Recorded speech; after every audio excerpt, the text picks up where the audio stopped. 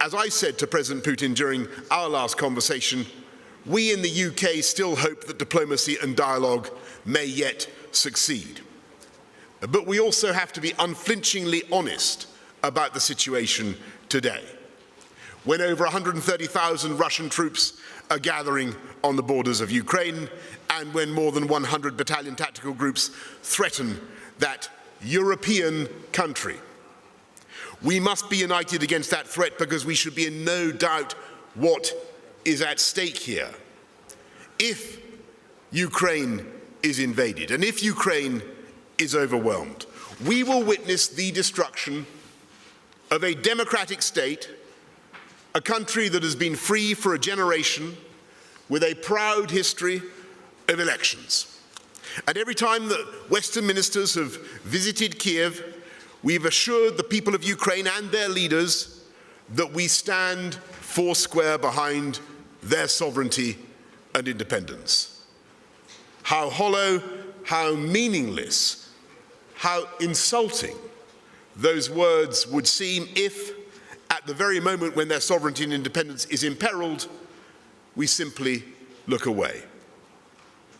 If Ukraine is invaded, the shock will echo around the world.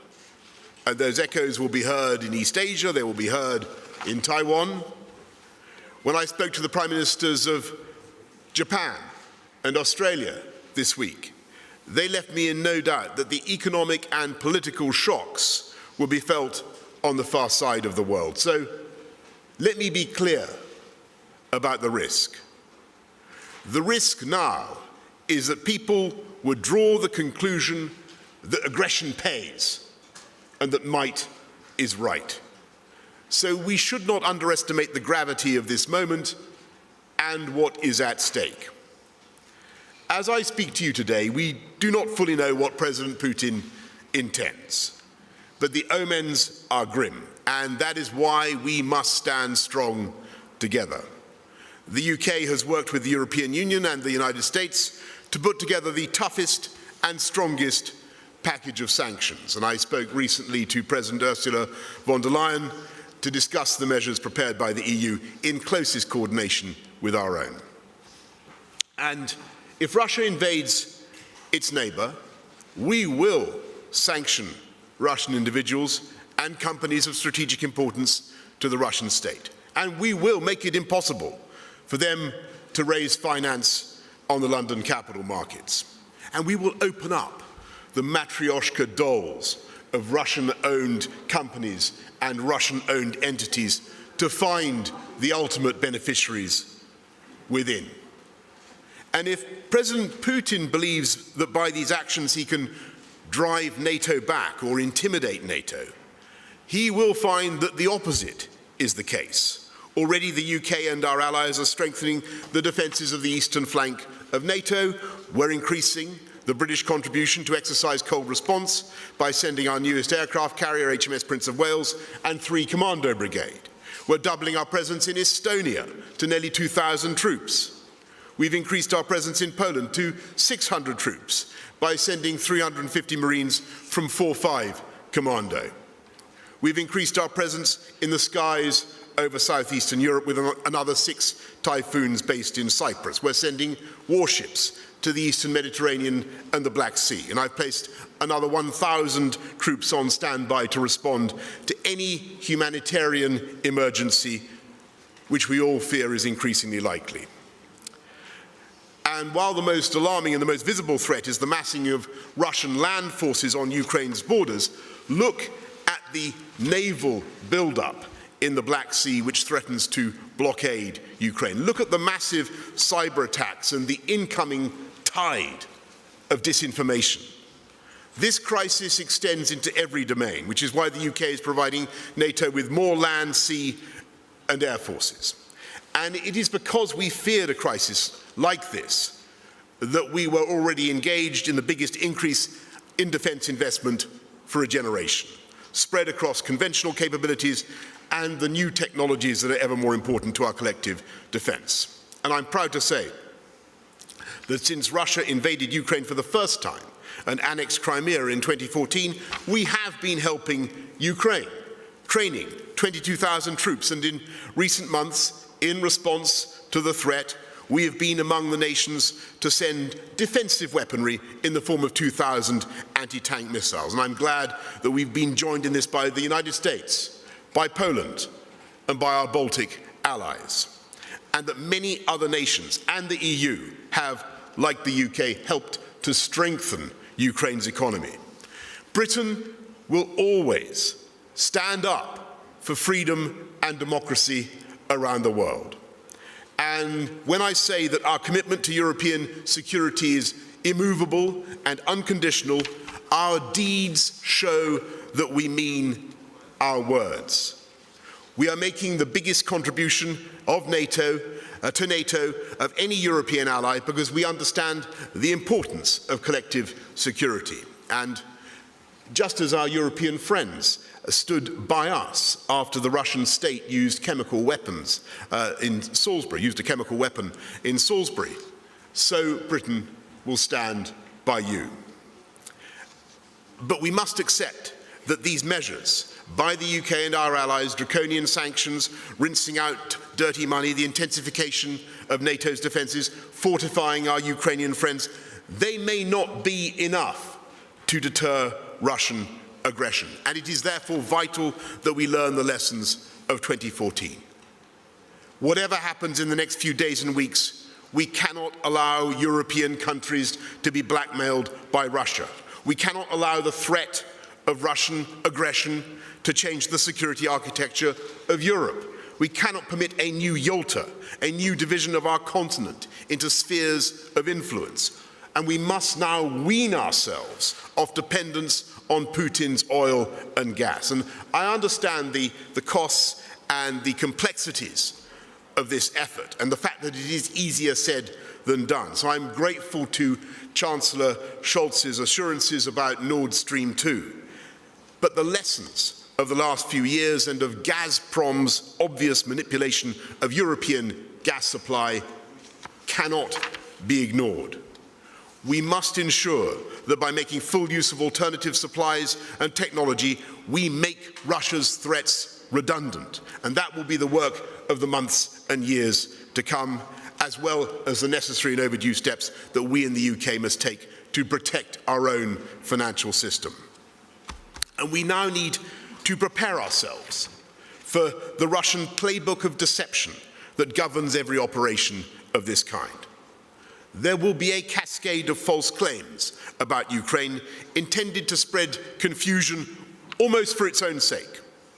And even now there are plans being laid for staged events, spinning a web of falsehoods designed to present any Russian attack as a response to provocation. We've already witnessed a fake military withdrawal combined with staged incidents that could provide a pretext for military action.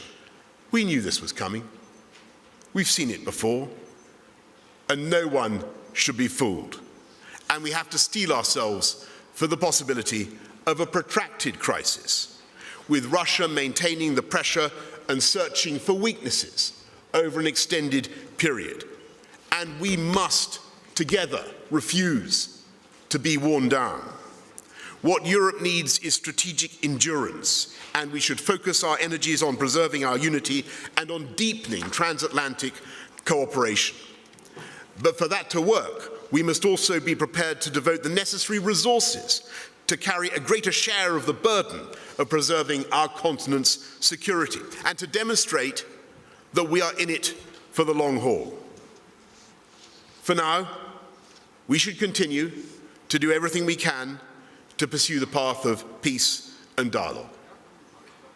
There is a way forward if President Putin is minded to take it. There is a discussion to be had about the threats that he claims to see, because in reality, as we all know, those threats are an illusion. They are the product of the Kremlin's chronic but misguided view of NATO as a supposedly encircling and intimidating alliance. That is not NATO's function. NATO is a peaceful and a defensive alliance. And we are willing to work with President Putin to demonstrate that point and to give him the assurances that he may need. We could point out that until he invaded Ukraine for the first time in 2014, NATO did not permanently station any troops anywhere east of Germany. And it was as recently as 2017 that the US, the UK, and other NATO allies established the enhanced forward presence to protect Poland and the Baltic states. And even then, the total deployment of fewer than 5,000 troops posed no conceivable threat to Russia. And it is only in the last few weeks, in response to the current crisis, that we have dispatched reinforcements, though still in numbers that constitute no possible threat. Until 2014, European allies were cutting their defence budgets and shrinking their armed forces, perhaps faster than was safe or wise. And to the extent that this has changed, it is because of the actions of President Putin and the tension that he has created. If NATO forces are now closer to Russia's border, it is in response to his decisions and the justified concerns they have provoked among our allies. And there are many things said about what may or may not have been said in the closed-door meetings of 3 decades ago as the Berlin Wall fell and Germany was reunited. But there is no doubt that we all agreed legal obligations to protect the security of every country in Europe.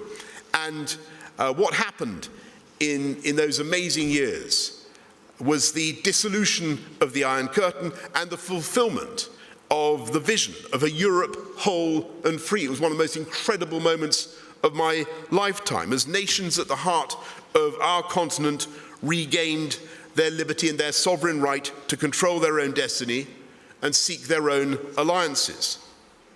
We will not abandon the hope and impulse of that era, made possible by the courage of millions of ordinary Europeans. And that's why NATO opened its doors to 14 states after 1999, and we cannot allow our open door to be slammed shut.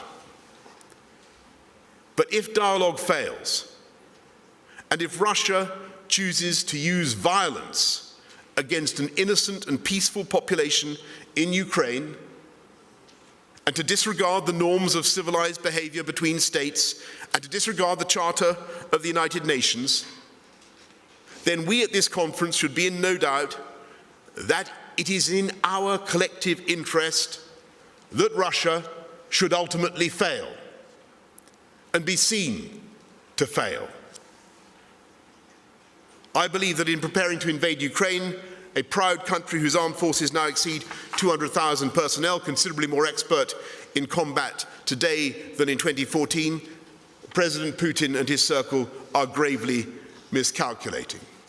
I fear that a lightning war would be followed by a long and hideous period of reprisals and revenge and insurgency. And Russian parents would mourn the loss of young Russian soldiers who, in their way, are every bit as innocent as the Ukrainians now bracing themselves for attack. And if Ukraine is overrun by brute force, I fail to see how a country encompassing nearly 250,000 square miles, the biggest nation in Europe apart from Russia itself, could then be held down and subjugated forever. After a generation of freedom, we're now staring at a generation of bloodshed and misery. I believe that Russia would have absolutely nothing to gain from this catastrophic venture and everything to lose. And while there is still time, I urge the Kremlin to de-escalate, to disengage its forces from the frontier and to renew our dialogue. Every nation at this conference shares a vision of a secure and prosperous Europe of sovereign states, deciding their own destiny and living without fear or threat. And that vision, of course, extends to Russia, a nation whose cultural patrimony we revere and whose sacrifice in the struggle against fascism was immeasurable. Russia has as much right as any other country to live in peace and security. And we should never cease to emphasize that Russia has nothing to fear from our vision, which threatens and marginalizes no one. And as we come together in unity and resolve, we must also show wisdom and moderation, because it's precisely by that unity that we show today that we have the best chance, even now, at this 11th hour, of averting disaster and ensuring that good sense can still prevail. And it is that message of unity that we must send from this conference today. Thank you all very much.